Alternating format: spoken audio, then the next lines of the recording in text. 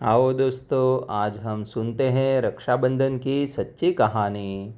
श्रावणी और रक्षाबंधन हर साल श्रावण माह की पूर्णिमा को मनाए जाते हैं। शायद इसलिए दोनों को एक ही पर्व समझ लिया जाता है, लेकिन वास्तव में ऐसा नहीं है। ये दोनों भिन्न हैं।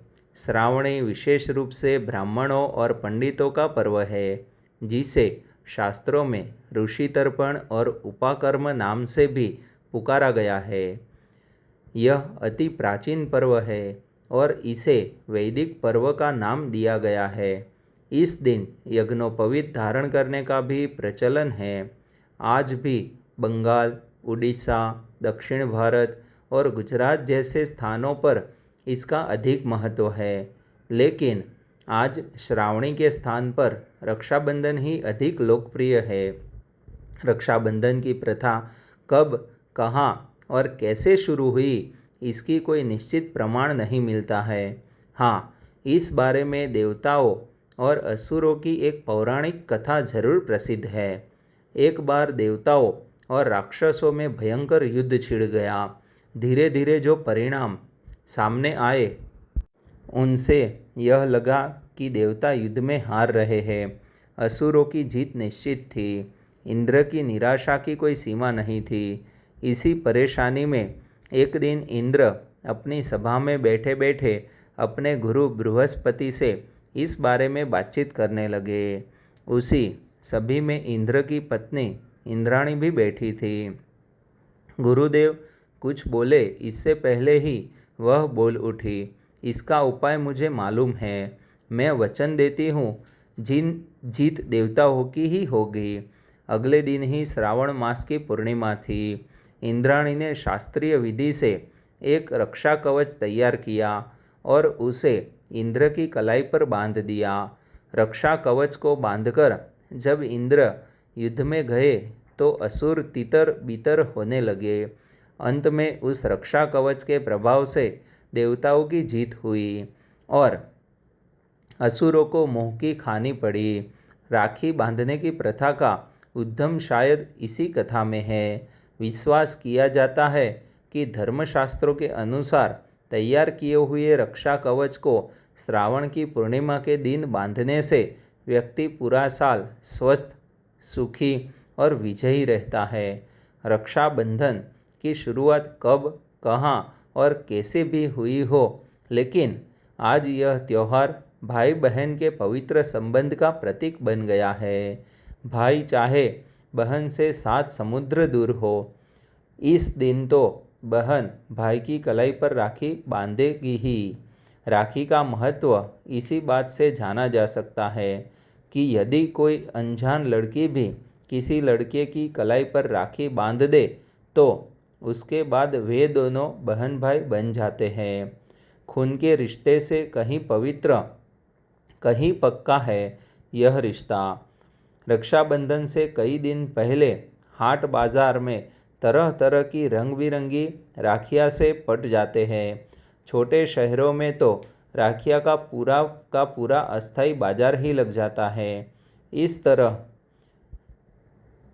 हर तरफ राखियाँ ही राखियाँ, लाल पीली नीली हरी गुलाबी राखियाँ, छोटी बड़ी राखियाँ, गोल चौरस किंगरीदार राखियाँ, इन सजी धजी दुकानों पर राखियाँ खरीदती छोटी बड़ी लड़कियों और बड़ी बूढ़ी महिलाओं में एक सा उल्लास दिखाई देता है।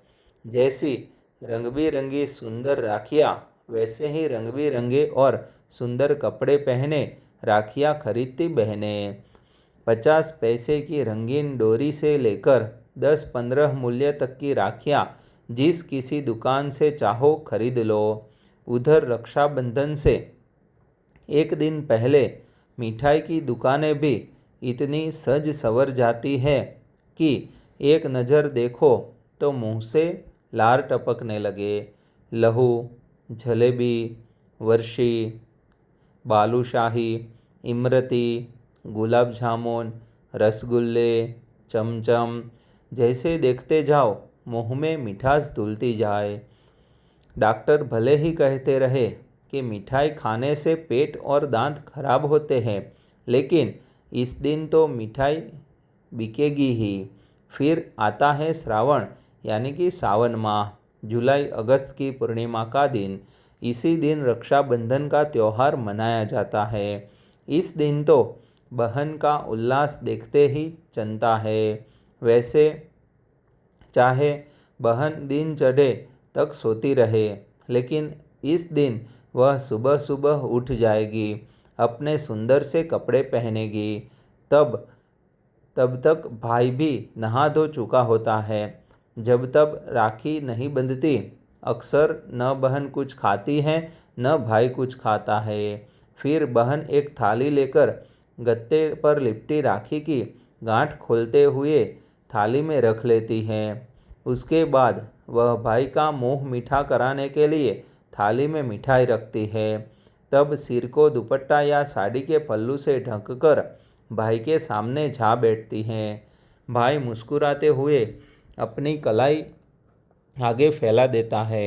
बहन पहले भाई के माथे पर रोली, केसर और चावल का टीका लगाती है। फिर रंग बिरंगी पन्नियों और धागों से बनी राखी को उठाकर भाई की कलाई पर बांधने लगती है।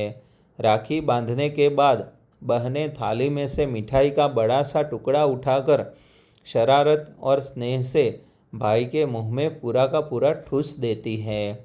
तब भाई अपनी श्रद्धा को दर्शाने के लिए राखी वाली बाली में कुछ रुपये रख देता है। 1, 2, 5, 10, 100 या जितने भी। इस दिन शाम तक भाई कलाइयों पर राखियाँ बाँचे घूमते हैं। घरों में पूरी सेवैयाँ बनाने का विशेष प्रचलन है। राखी बांधते हुए बहन 100 मनौतियाँ मनाती है कि मेरे भैया की ज़िंदगी में सुख ही सुख हो, शांति ही शांति हो, समृद्धि ही समृद्धि हो, विजय ही विजय हो। और उधर भाई अपनी बहन की मर्यादा और सम्मान की रक्षा करने का प्रण लेता है कि मैं तुम्हारी इज्जत बचाने के लिए अपने खून की आखिरी बूंद तक दे दूंगा। रक्षाबंधन के दिन ब्राह्मण और पुरोहित भी अपने अपने यजमानों को राखी बांधते हैं, जिसके बदले में उन्हें दक्षिणा मिलती है। कहीं कहीं इस दिन घर की दीवार पर एक चित्र सा बनाकर उसकी विधिवत पूजा की जाती है। सेवइयों और खीर का नैवेद्य चढ़ाया जाता है और घर के दरवाजे के दोनों तरफ हाथ का छापा लगाकर उस पर राखियाँ चिपकाई जाती हैं। घर के बड़े बूढ़े व्यक्ति पूजा करने के बाद अपने से छोटों की कलाई पर राखी या झरई बांधते हैं। झरई धान या जौ के पौधों को कहते हैं। भारत एक विशाल देश है। यहाँ एक ही त्यौहार को अलग अलग जगह पर मनाने में थोड़ा बहुत अंतर सा आ जाना स्वाभाविक है। इसलिए रक्षाबंधन को भी अलग अलग स्थानों पर थोड़े बहुत अंतर के साथ बनाया जाता है। इसके कई दूसरे नाम भी हैं, जैसे कि राखी, सलोनी और रखड़ी। इस त्यौहार में न पटाखे छूटते हैं, न ढोलक बजते हैं, न रंग बिरंगी रोशनी से घरों को सजाया जाता है, लेकिन फिर भी रक्षाबंधन त्यौहार का अपना अलग ही महत्व है। कहने को तो बस इतनी सी बात है कि बहन हर साल श्रावण की पूर्णिमा को अपने भाई की कलाई पर राखी बांधती है और उसके बदले में भाई अपनी बहन की रक्षा का प्रण लेते हुए कुछ रुपये बहन के हवाले कर देता है। लेकिन अगर इस छोटी सी लगने वाली बात का मूल्य आंका जाए तो शायद सारी दुनिया की दौलत भी इसके सामने तुच्छ जान पड़े। हमारे इतिहास में ऐसे सैकड़ों उदाहरण हैं जिनसे कलाई पर बंधे इन धागों का महत्व जाना जा सकता है। महारानी कर्मवती या करुणावती की गाथा इसके लिए अत्यंत प्रसिद्ध है। एक बार गुजरात के शासक बहादुर शाह ने कर्मवती के राज्य पर आक्रमण कर दिया। बहादुर शाह की अपार सैनिक शक्ति देखकर कर्मवती की आंखों के सामने अंधेरा छाने लगा। तभी उसे बादशाह हुमायूं की याद आई और उसने हुमायूं को राखी भेजकर उसे अपना भाई बना लिया।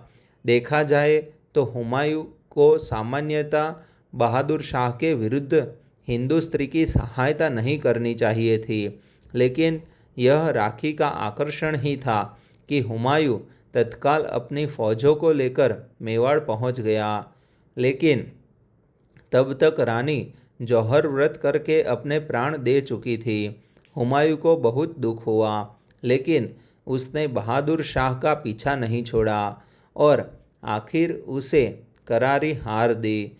मुग़ल इतिहास में इसके बाद भी कई सम्राटों ने हिंदू बहनों से राखी बंधवाकर उनका सम्मान किया है। राजस्थान में राखी बांधने वाली बहनों की लाज के लिए कुर्बान होने वाले वीर भाइयों की अनेक कथाएं हमारे इतिहास में भरी पड़ी हैं।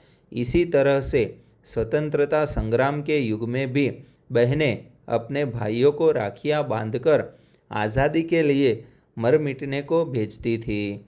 संभवतया इसी भावना से बंगाल के प्रसिद्ध नेता सुरेंद्रनाथ बनर्जी ने इसे राष्ट्रीय पर्व के रूप में मनाने का प्रयत्न किया था। जिस बहन का भाई न हो या जिस भाई की बहन न हो, उसके दुख की कल्पना आप सहज ही कर सकते हैं।